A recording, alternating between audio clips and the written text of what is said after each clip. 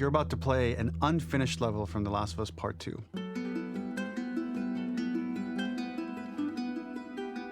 The reason we added this section is there are a few sequences, and we picked the 3 of the best ones, that we cut from the game. You know, often we build a game that's much bigger than what ends up being the final product.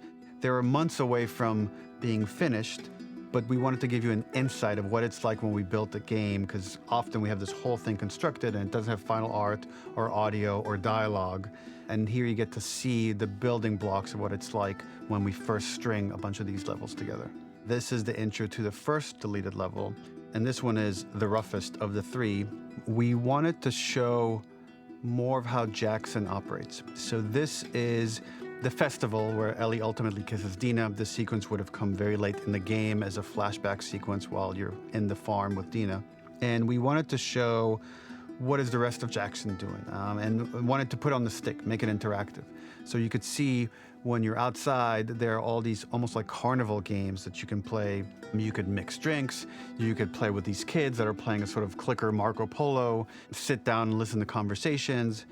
And all the different interactions were first or second pass, very, very early passes.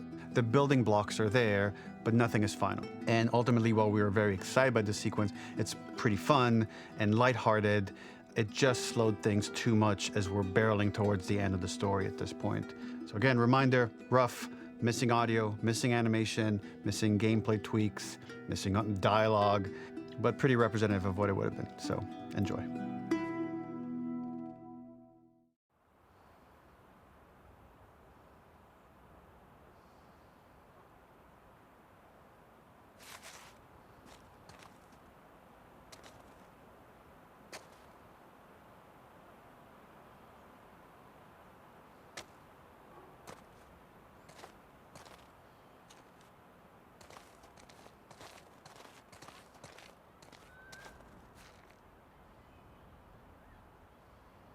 Originally, this level was going to transition us to farm. We would go all the way through to the dance, where Ellie and Dina share their first kiss. Then we would play through farm, and when Ellie plays the guitar at night, she would remember the Seth incident. So, the opening for this was a little tricky. We needed it to match at least a little what you might expect emotionally coming from prior beats, because we were already purposefully disorienting you in time and space. Remember, you just came from this huge fight. To jump straight into it would have been a little too jarring. After some back and forth, we rooted it in Ellie's nerves, calling back to her hands shaking in the theater. But this time, for a much more innocuous reason we'll find out later. She's nervous because she has a crush on Dina, who is the only reason why she's here at the dance.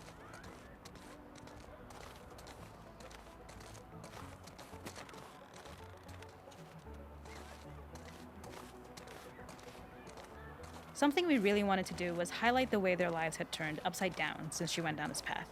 We had this idea of recontextualizing all of our usual gameplay mechanics that were designed for really violent ends.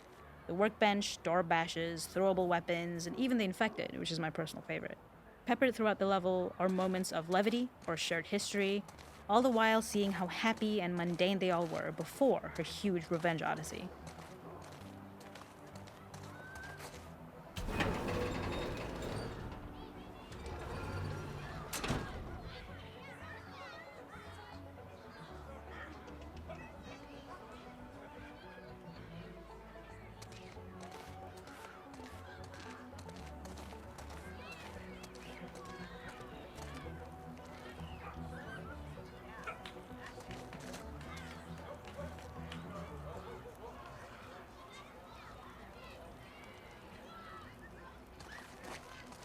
It is not a festival without one of these throwing games.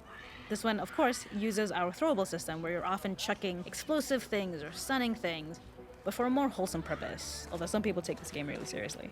A fun aspect of this is if you did well, you could win a toy here. Ellie would place it in her pocket. If you had done this, you'd find the toy with JJ, the baby, later back at the farm. When we cut this, the toy made it through anyway because it was so cute. It is the same one you see on the tractor at the farm. Ollie the elephant.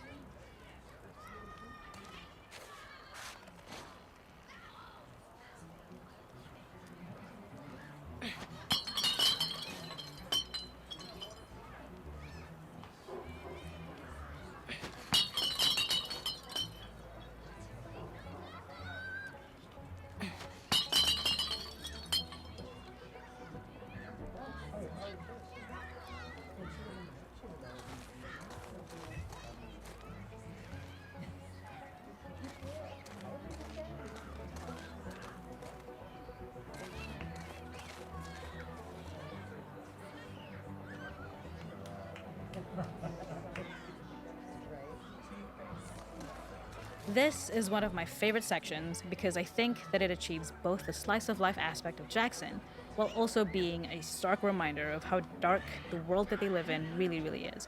To attract attention and curiosity, one of the kids was supposed to make this adorable, messed up little clicker impression, and the others would giggle. We tried a version where if you got close enough, the kid might try to follow you a little before turning back.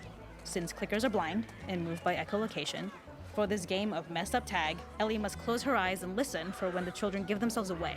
The thought was that these kids are in relative safety. They still grow up with the dangers of clickers and runners, and all those lessons would embed themselves in the games that they play. When the festival got cut, they tried to preserve this moment and move it to the front of the game where the snowball fight is, as a tutorial. However, being in the headspace of a clicker doesn't really teach you how to deal with them. Eventually, it evolved, and they instead made the snowball fight, which was, I think, way more effective. For me, it's character illuminating that not only does Ellie know this game, she plays along. There's a familiarity with the kids that's really nice to see, especially because it's such a difference from the Ellie we see later, who has a sort of hollow normalcy that she's trying to get with JJ, but kind of fails.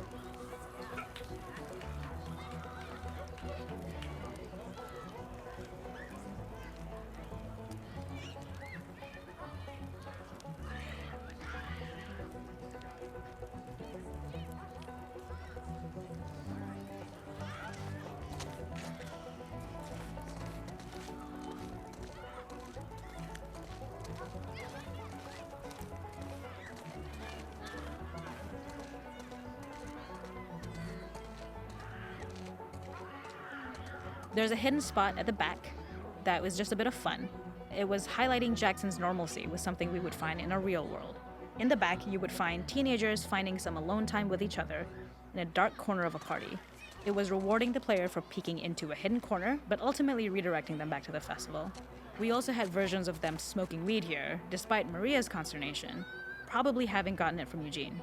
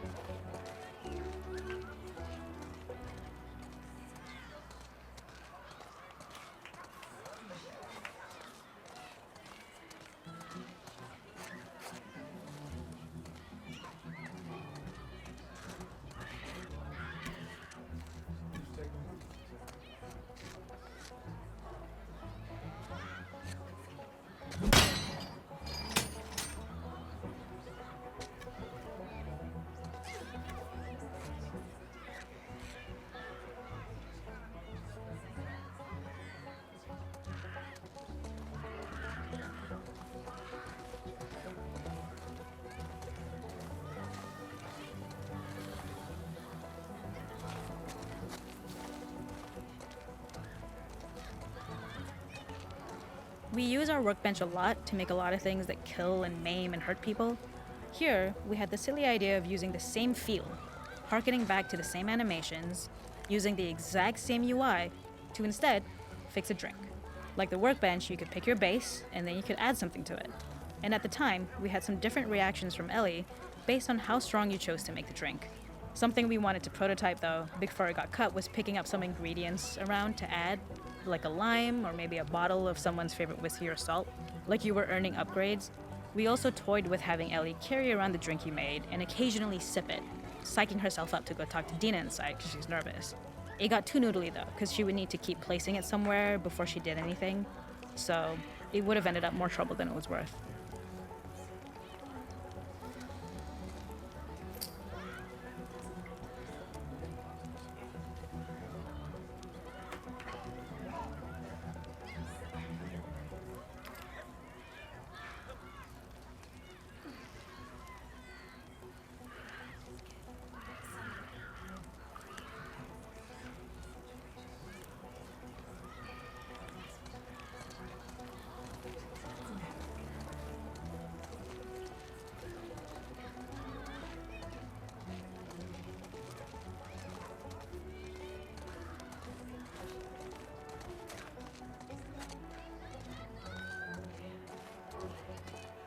The makeup artist is pretty simple.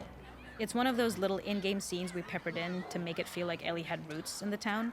Hallie, our writer, mentioned that in her mind, an ex-girlfriend of Ellie's tattooed her arm to cover up her scar. So we figured this might be the only time you get to see that.